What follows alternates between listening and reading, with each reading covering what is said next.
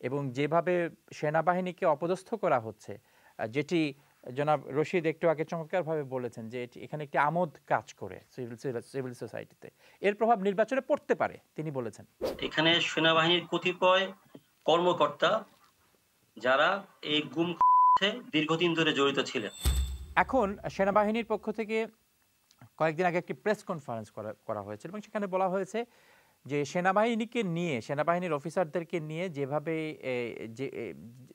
যেভাবে বর্তমান কার্যক্রমগুলি পরিচালিত হচ্ছে এবং যেভাবে সেনাবাহিনীকে অপদস্থ করা হচ্ছে, যেটি জনাব রশিদ একটু আগে চমৎকারভাবে বলেছেন যে এখানে একটি আমোদ কাজ করে সিভিল সোসাইটিতে, এর প্রভাব নির্বাচনে পড়তে পারে তিনি বলেছেন।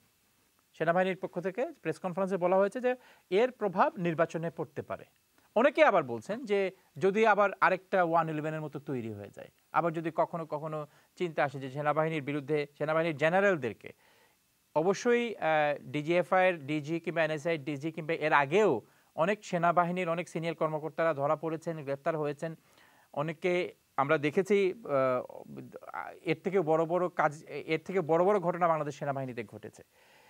কিন্তু বর্তমান যুগে, আধুনিক এই যুগে, সোশ্যাল মিডিয়ার এই যুগে এর গুরুত্ব, মাহাত্ম্য, এর এর যে গভীরতা, নিশ্চয়ই এটি যুগের পর যুগ চলতে থাকতে পারে, চলমান থাকার সম্ভাবনা আছে। এই পর্যায়ে, এই পর্যবেক্ষণে এই যে সেনাবাহিনীর পক্ষ থেকে বলা হচ্ছে যে নির্বাচনে প্রভাব পড়তে পারে, কি প্রভাব পড়তে পারে বলে আপনি মনে করেন? না, ১ম এ আমি একটু বলি আপনাকে, যেটা আপনি বলেছেন যে সেনাবাহিনীকে প্রশ্নের মুখে দাঁড়া করানো বা সেনাবাহিনীকে কোনোভাবে করা, বিতর্কিত করা, বিষয়টা আসলে মোটেও সেনাবাহিনী এখানে এজ ইনস্টিটিউশন কাজ করেনি। এটা রুমিও ভাই বললেন, এর আগেও কয়েকবার বলেছেন। এখানে সেনাবাহিনীর কতিপয় কর্মকর্তা যারা এই গুম দীর্ঘদিন ধরে জড়িত ছিলেন। তাদের বিচারটা হচ্ছে তারা অন্য একটা ইনস্টিটিউশনে এসছেন। Not as a army officer হিসেবে এসছেন। তারা অন্য কোনো, যেটা হচ্ছে হোম মিনিস্ট্রি হোক বা অন্য কোনো মিনিস্ট্রিতে হোক, তারাই করেছেন। ডিপ্লয় ছিলেন, সেখানে বসে তারা অপরাধগুলো করেছেন। অ্যাজ এ হোল সেনাবাহিনী এখানে কোনোভাবে অপরাধী নয়। সেনাবাহিনীর কতিপয় বিপদগামী অফিসার এটা করতেই পারে এবং তাদের জন্য দেশের আইন আছে, সে আইনে বিচার হবে। এখানে আমি আপনাকে একটা জিনিস এড করে দেই। আমার ধারণা এখন যে ২৫ জনের মতো কথা বলা হয়েছিল, এখানে ১৫ জন অলরেডি হয়েছেন। জি। ওনাদেরকে কাস্টডিতে আনা হয়েছে। হতে পারে এরকম যে আগামীতে আরো কিছু অফিসার, কারণ এখানে তো শেষ না, একটা বড় সময় ধরে প্রসেসটা চলেছে। এখানে বিভিন্ন সময়ে বিভিন্ন অফিসাররা এখানে, যেটা বলা হয় জেনারেল জিয়া, উনি করতেন, অফিসার রিক্রুট করে এখানে পাঠাতেন, বিভিন্ন জায়গায় পাঠাতেন।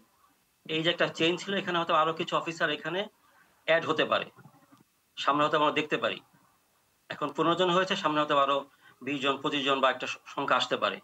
সেই সংখ্যাটা নিয়ে সেনাবাহিনীর মধ্যে তারা যেহেতু এখানে একটা পরিবার, তাদের পরিবারের মধ্যে কতিপয় সদস্য যদি এভাবে বিচারের সম্মুখীন হয়ে যায়, বাকিরা কোনো না কোনোভাবে এতে একটু অসন্তুষ্ট হতে পারে।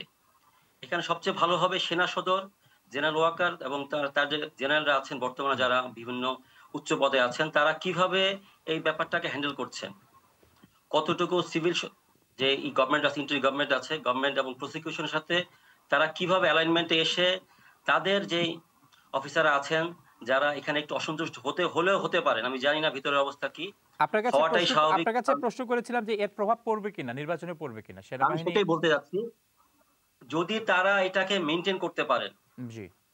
তাহলে প্রভাব পড়বে না।